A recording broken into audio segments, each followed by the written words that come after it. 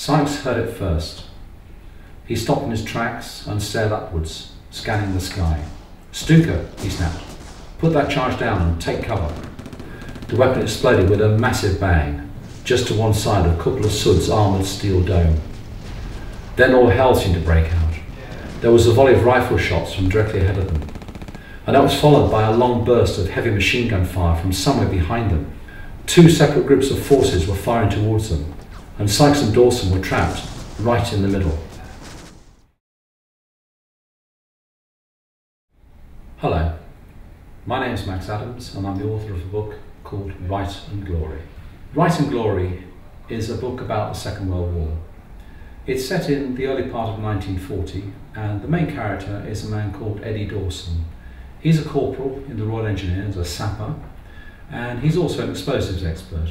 The reason for the Second World War setting is that the Second World War itself was the biggest and most significant military conflict of the 20th century, and people even half a century later are still fascinated by what happened during the conflict. I certainly am. My background is military. I was in the Royal Navy's Fleet Air Arm for just about 21 years, and I was always very interested in the events that led up to the First World War and the Second World War, and the events, of course, that took place during those conflicts. So writing a series of books about the conflict seemed to be an interesting project. The explosive devices that I've described in the book are also real as well, and I've tried to bring the same sense of authenticity to all the rest of the chase, and it is very much a edge of the seat ride.